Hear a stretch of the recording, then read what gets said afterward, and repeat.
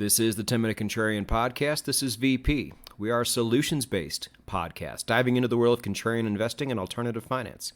You can find us hosted on the No Nonsense Forex YouTube channel, NoNonsenseForex.com, and podcast players everywhere. Episode 115 is brought to us by Bybit. Crypto trading is probably going to be around for a very long time. I find it to be easier than Forex trading in the way the market trends. When it's bad, it tends to be very bad, and when it's good, it tends to be excellent. If you have even a half-decent algorithm, this is one of the places you're going to need to be for the next 10 years. And why not use an exchange that is not only big, but not getting attacked at every turn? On top of that, they got a great spot market. You can just buy all your crypto there too. On top of that, I got a link for you down below in the description. It takes you to the blog. Lets you know everything you need to know about Bybit and what my affiliate link does. Get signed up, get your cashback bonus, get your eligibility for all the cool stuff Bybit has coming down the pike for us, because membership does have its rewards. It is the 10-Minute Contrarian Podcast, and I'll open this episode up with a bit of a story. Back in 2008, during the global financial crisis, I was in Las Vegas, and I was working at a restaurant that was owned by a famous chef. Now, this was not the most lucrative restaurant I've ever worked at. That was the one before the global financial crisis during the bubble, when people were just throwing money around for no reason. But it was no longer that time, and people all over the industry were freaking out because tourism was definitely down. But because it was Las Vegas, and because this was a famous chef that everybody knew, and remember, this is back in 2008, where the era of TV chefs was just exploding. That's where everybody wanted to be, and that's where everybody wanted to eat. What ended up happening is, numbers were down overall, but they weren't down that much. We kind of got saved compared to other restaurants because we did have that star power. So, I've said it before, Vegas was kind of the last ones into the muck and one of the first ones out of the muck. Well, once you go meta and kind of get in that ecosystem, our restaurant was really never got that deep into the muck to begin with, which was nice. Unlike most of our peers and the people we knew in the industry, we weren't taking it in the shorts like they were, and therefore we didn't have much to recover from. So even though it wasn't the best of times, and I still ended up with some of the most bottom feeder clientele during this time that I've ever had, like people who would spend hundreds of dollars in an expensive restaurant and then say, sorry, it's the recession, I don't have enough money to tip, those types. I'm still very grateful that I ended up there as opposed to somewhere else back in 2008. Because again, when you don't have a huge hole to recover from, that really helps your prosperity down the road. And this is where I see India right now. Is there a big recession coming? Yeah, probably. But all things considered, is India going to be one of those countries where it gets affected the least? Probably also. And with the upward trajectory it's already on, if I can still manage to get some kind of dip here, because their economy's been on fire for years, then I am probably going to start looking for opportunities here. So let's break it down a bit. India's already been in the news a lot lately, especially because they just put a lunar rover on the moon, making them one of 4 countries to be on the moon. United States, China, and Russia have already been there. But you wouldn't expect a country like India to do something like this, but these are some of the things they're doing now. And it's because they've really done a great job setting themselves up to become a major global player across the board.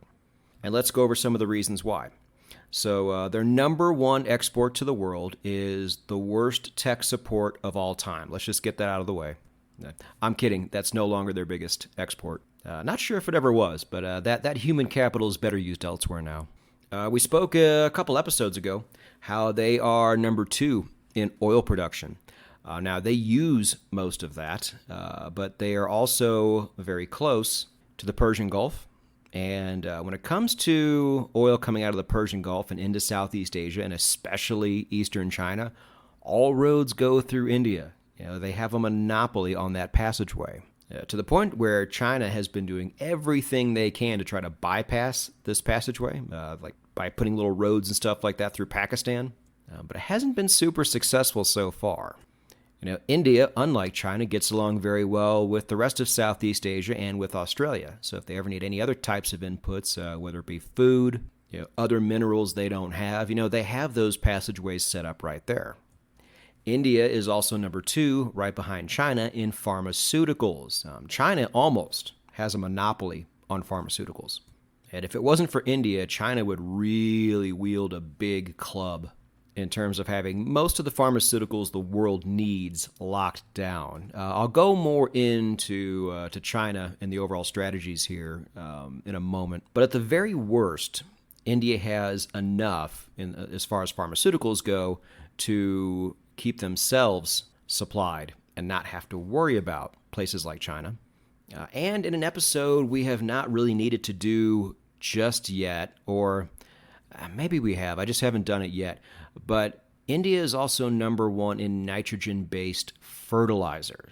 Now, there's different types of fertilizer that the world needs: nitrogen, phosphorus, potash, things like that. We'll get deeper into that in a different episode. But as we've talked about the upcoming food crisis, you cannot put a price on things like this. So not only does this give them global clout, this also ensures that they themselves, because they're now the most populous country in the world, won't have as many problems as other countries do, and therefore won't need to rely on other countries, giving them a level of sovereignty that's just unmatched in this part of the world. And let's not forget about that human capital. I remember seeing an article years ago talking about the guy who went in there and took India from 2G to 4G in terms of internet. I think the company was called Geo. He became one of the richest men in India and in the world because he was able to do this. And we all know, especially at this point, how crucial internet is and fast internet is, and just how hamstrung most of us would be if we had to rely on 2G internet. So now you take a country that has a lot of intellectual capital, and now you have given it the capability and the capacity to do what it's meant to do and to maximize its own potential. There's word now that they're trying to get that 4G into 6G. And if this endeavor does not end up microwaving the entire population, then look out. India just became an even bigger player. Now, as far as demographics, which we do talk about on the show from time to time, they're not great, but they're not terrible either, to where they're pretty terrible in most of the world. So just by default, they're kind of winning by not losing there. And, I hate to say this, but the government has done a pretty good job of keeping all of the capital from their own citizens trapped inside of that country. Indian traders ask me all the time on the Forex and the crypto side what they can do to trade like the rest of the world does. I'm like, guys, I'm sorry, I got nothing for you. That's your government. But in terms of what we're talking about here, that is a net positive as well. You don't end up like a China or a Nigeria or an Argentina to where everybody's just trying to get their capital the hell out of there. You're keeping it all at home. These are all wildly positive things going forward for India, and they have become really the belle of the ball lately in terms of desire from other countries, in particular the BRICS. Now, this is probably going to be the most appropriate episode to really talk about the BRICS, but I have in the past, especially when I talk about the dollar. I don't fear the BRICS at all in terms of a threat to the United States dollar, but let's just talk about what a mess they are right now. So BRICS: Brazil, Russia, India, China, South Africa.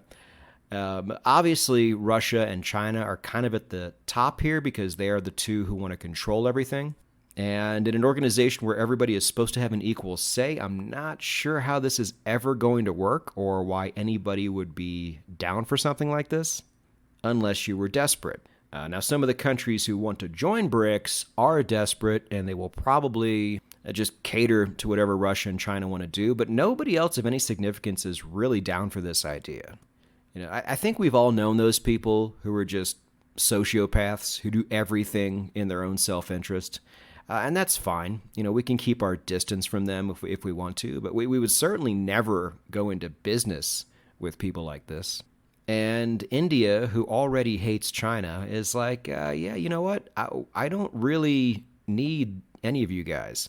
We're already getting our oil from Russia. We have zero reason to get into bed with China. It's like, we're good. Brazil's Brazil. I'm not even sure what they're doing here. All they really do is export food to China. They don't even really mess with India or Russia. South Africa is a total basket case. I don't even know why they want them in BRICS. And then who wants to come in? Saudi Arabia and Iran? Have fun with that.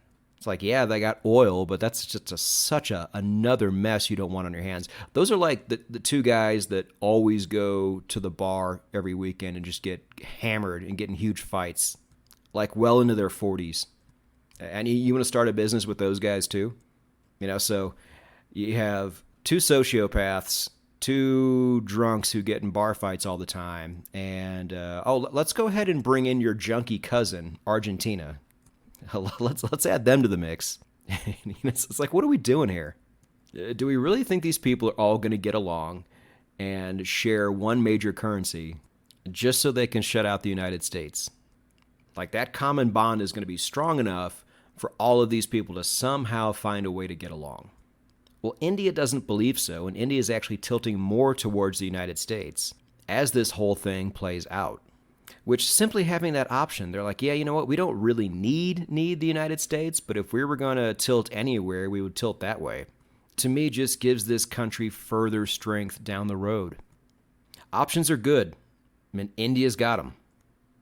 Now, into the solutions portion of the podcast. Unfortunately, this is not a big secret. India has two major stock exchanges. They have the Bombay Stock Exchange, which, yes, it's still called the Bombay Stock Exchange, and then the Nifty 50, the NSE, and both of them have been on absolute fire lately. Again, I would wait for an economic downturn and see, because I think everybody's going to get affected by this. If India somehow does not get affected by this, is the value still there? That's going to be for you to decide. But I'm looking to buy on dips here. And fortunately, there are plenty of ways you can invest in India. A lot of their companies are already uplisted in New York, London, Australia, but there are also ETFs everywhere. I will put a link down below in the description guiding you to the ETFs that you can already purchase in the North American market.